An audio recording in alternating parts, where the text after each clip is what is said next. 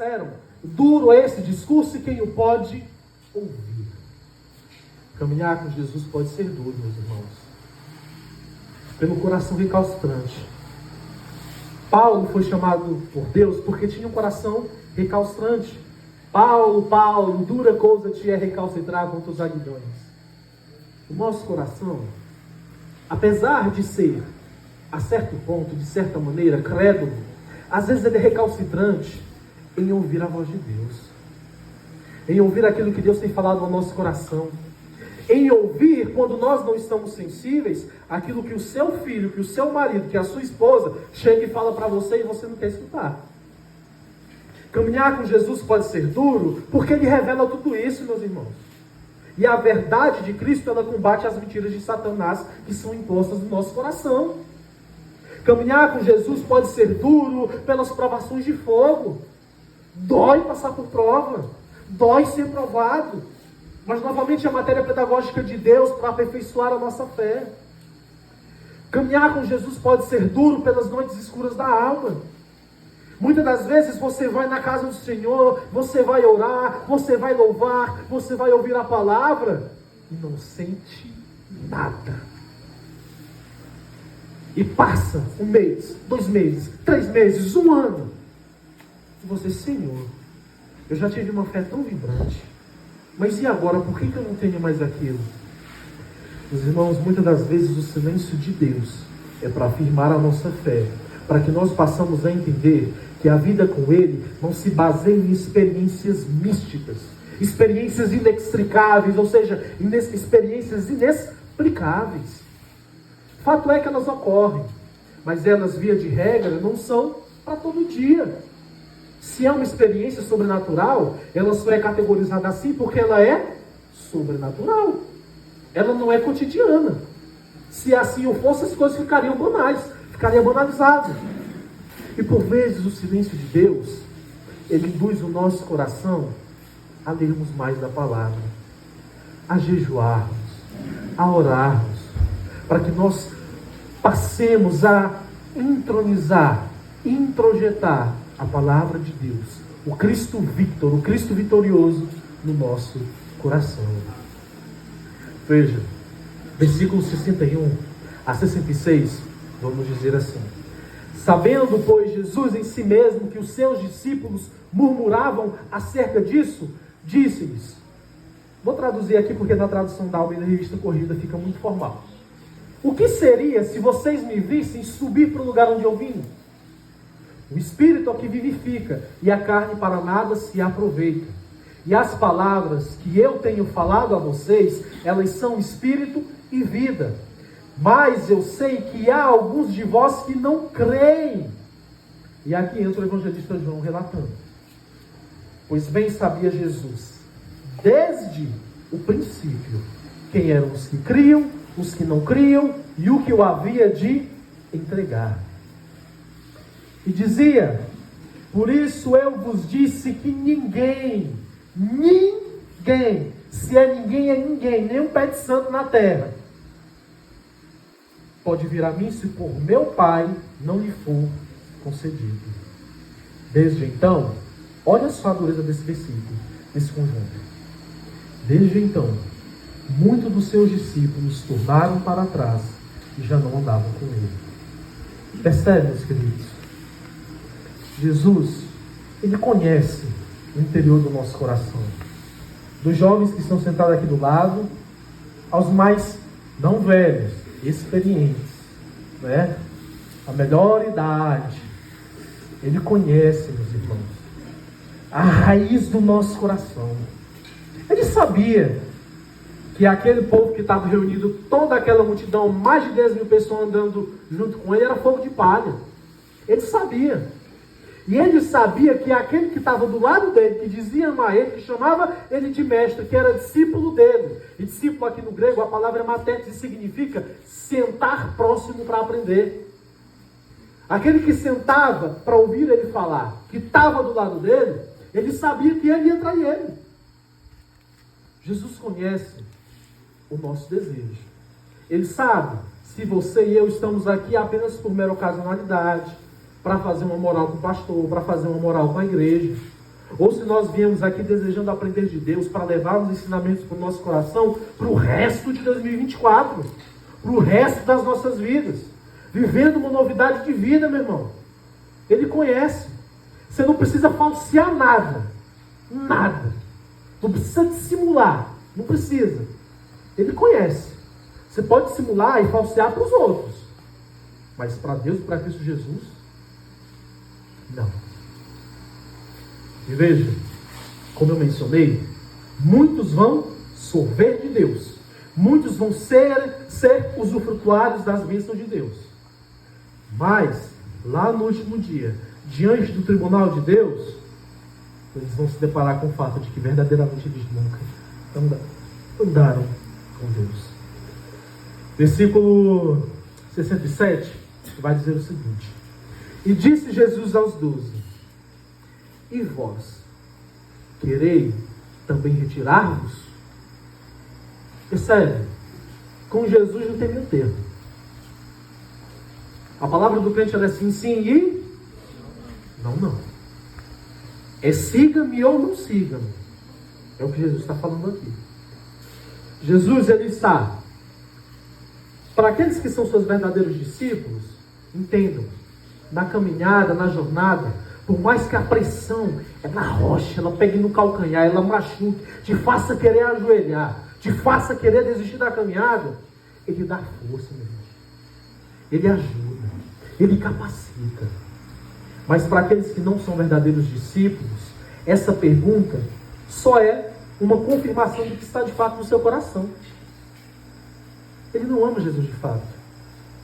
Por isso a pergunta: se ele perguntasse para mim e para você isso hoje, qual seria a sua resposta? Não precisa falar não, tá? De fé pessoal. E você, diante da situação que você está passando, na sua família, no seu financeiro, na sua saúde, se Jesus apertar um pouquinho mais, você vai querer se retirar? Você vai querer deixar de seguir? Você vai querer deixar de servir? Ou você vai se quebrantar de verdade e mostrar para ele que você é um verdadeiro discípulo? Essa é a pergunta e a essência aqui. Para o crédulo, o que Jesus está lançando não é apenas uma questão, ou seja, uma questão qualquer. É, per si, uma prova de fé. Para aquele que não é crente, é apenas uma confirmação. Você quer? Você tem certeza que você quer ver isso? Não. Capa o gato, sai. Simples. Ele precisava deles? Jesus precisava deles? Ele precisa de nós? Não. Ele é mais ou menos Deus sem a gente? Não, meu irmão. Nós é que precisamos dele.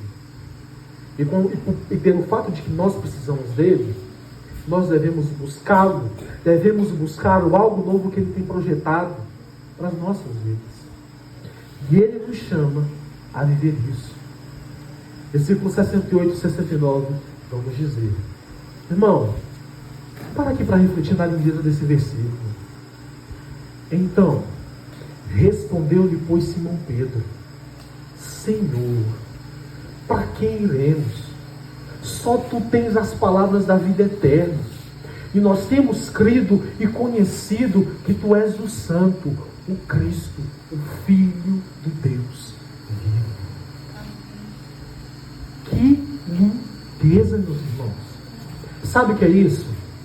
É diante das dificuldades, você, mesmo sem ter teto nenhum, entender que ainda assim você tem alguém para quem recorrer. É Cristo Jesus. Pedro entendeu isso e entronizou no seu coração. E diante do secularismo presente nos dias de hoje, diante das crises de identidade ideológicas, políticas, sociológicas, filosóficas, espirituais, religiosas, culturais e cultuais, a gente corre para quem? É para Jesus. Não é o lugar em si, não é o templo de adoração, mas você recorre ali, porque lá está a pura presença de Deus. Meus irmãos, nós precisamos entronizar isso, porque em essência não é somente buscar algo e coisas em Jesus, é desejar de Deus o seu mais puro consumem, nectame consumem barto. Você já viram aquele símbolo da igreja presbiteriana? Originalmente, esse é o nome daquele símbolo. Nectamen consumem parto. Sabe o que significa? O néctar da pura presença de Deus. Você vai porque você sabe que lá você vai encontrar o refrigério para a sua alma, a força para você prosseguir. Se dentro da faculdade, dentro da escola, estão querendo introjetar na sua mente, no seu coração, o secularismo, lá você vai entender quem de fato você é. E Pedro entendeu isso. Por isso que Pedro disse, não para onde eu vou, mas é para quem eu vou. É trazer para o coração, para a cardia, o fato de que Cristo é o Filho de Deus. É trazer para o coração o fato de que só Cristo tem as palavras da vida eterna. É trazer para o coração o fato de que Ele é verdadeiramente o Messias. E meus irmãos, talvez, para nós começarmos a ter essa perspectiva de fé, do algo novo, é preciso olharmos. Quem está com a Bíblia na mão? Alguém levanta a Bíblia? Levanta a Bíblia, quem está com a Bíblia aí? Amém, ó, bom crente. É preciso olhar para esse livro. Quantos livros tem a nossa Bíblia protestante? Cadê o Mel? 66. Veja, meus irmãos, é olhar para esse livro e ver a novidade de vida que está posta nele. É olhar de Gênesis para Apocalipse e ver Cristo Jesus te chamando para viver algo novo. É ver Cristo Jesus em cada página da sua Bíblia. É por isso que, por exemplo, em Gênesis, Jesus é o princípio de toda a criação. Ele é a semente da mulher que vai pisar na cabeça da serpente. Em Êxodo, Ele é o meu e o seu libertador. Ele é o nosso Cordeiro Pascual. Em Levítico, Ele é a perfeita lei de Deus. Ele é o nosso sumo sacerdote. Ele é o cabal, ou seja, o pleno, o último sacrifício expiatório. Em Números, Ele é a rocha ferida de Meribá, e aquele que há de ser levantado no madeiro, aquele que há de ser levantado numa cruz. Em Deuteronômio, Ele é o profeta fiel de Deus, aquele profeta que veio semelhantemente a Moisés em poder. Em Josué, Ele é o general das nossas vidas e o capitão da nossa salvação. Em Juízes, Ele é o grande legislador que rege o universo com seu cetro de equidade. Em Ruth, Ele é o nosso resgatador. Ele é o meu e o seu parente remidor. Em 1 e 2 Samuel, Ele é o rei que dá origem à linhagem de Davi. Ele é o rei eterno do meu e do seu coração. 1 e 2 Reis, Ele é rei dos reis e senhor dos senhores. 1 e 2 Crônicas, Ele é o monarca infalível, que passe céus, passe terra, a sua palavra não falhará. Perceba a lindeza. Em Jó, em Esdras, na verdade, Ele é aquele que restaura a lei no coração do seu povo. Ele é o amanuense fiel de Deus. Ele é aquele que leva a palavra de Deus com fidelidade. Em Neemias, Ele é o servidor da nação, ou seja, aquele que une a nação e aquele que restaura, que chama o povo que estava cativo. Mas Ele é, sobretudo, aquele que recobra e reedifica as muralhas derrubadas do meio do seu coração pelo pecado. Os irmãos, em Esther, Ele é o nosso defensor. Ele é o Deus da nossa provisão. Ele é o Mardoqueu, sempre fiel e ávido, esperando a porta. Basta atender. Em Jó, Ele é o nosso Redentor que vive e que há de se levantar sobre toda a terra. Em Salmos, Ele é o meu e Ele é o seu pastor, e por isso, de nada nós teremos falta, porque essa é a essência do Salmo. Em Provérbios, Ele é a sabedoria de Deus expressa para mim e para a sua vida. Em Eclesiastes, Ele é o pregador loquaz, o pregador eloquente que fala ao meu e ao seu coração. Em Cantares, Ele é o amado noivo da sua igreja. Em Isaías, Ele é aquele visto numa visão, assentado num alto e sublime trono, que há serafins ao seu redor exclamando: Santo, Santo, Santo é o Senhor dos exércitos, e toda a terra está cheia da sua glória. Ele é o maravilhoso conselheiro, Ele é o Deus forte, é o Pai da eternidade, é o príncipe da paz. Ele é aquele que o governo de tudo e de todos está posto sobre os seus ombros. Mas Ele é também o servo sofredor. Aquele, meus irmãos, em que pelas nossas iniquidades foi levado ao castigo. E por isso, nós somos justos agora diante da lei. Em Jeremias, Ele é a esperança de Israel. É o renovo da justiça que há de nascer em Israel. Em Lamentações, Ele é o profeta que chora, Ele é o homem de dores, mas Ele é também a expressa misericórdia de Deus ao seu povo. Em Ezequiel, Ele é a glória de Israel. E Ele é o Filho do homem, capaz de fazer surgir um exército a partir de um vale de ossos secos. Ele é o poderoso transformador, meus irmãos, é aquele que transformou o nosso coração de pedra, empedernido pelo pecado, num coração de carne. Em Daniel, Ele é o Messias esperado, é o Messias prometido e o quarto homem da fornalha ardente. Em Oséias, Ele é o esposo fiel da sua igreja, que permanece do lado dela, mesmo diante das suas vicissitudes, das suas falhas. Em Joel, ele é o grande juiz das nações do vale de Josafá, e aquele que há de derramar o seu espírito sobre o seu povo. Em Amós, Ele é aquele que alivia os nossos fardos. Ele é o Deus de Israel, Ele é o pastor perfeito, Ele é o restaurador da casa de Davi. Em Obadias, Ele é aquele que tem poder para salvar. Em Jonas, Ele é o missionário, profeta, transcultural que fala às nações. Em Miqueias, Ele é o Rei eterno, nascido na humilde Belém, que traz junto de seus pés a mensagem das boas novas do Evangelho. Em Naum, Ele é o Deus do nosso refúgio e da nossa fortaleza nos momentos de angústia. Mas Ele é também o cavalheiro que empunha a espada flamejante da justiça de Deus. Em Abacuque, Ele é a grande sentinela avivalista, aquele que aguarda um avivamento no meio de seu povo. Ele é o puro de olhos, Ele é o santo de Deus. Em Sofonias, Ele é o Deus zeloso do seu nome e do seu povo. Em Ageu, Ele é o desejado de todas as nações, e a minha e a sua herança. Em Zacarias, Ele é o homem do renovo, aquele pastor ferido, que adentra os umbrais das portas de Jerusalém, montado no jumentinho. Ele adentra humildemente o meu e o seu coração.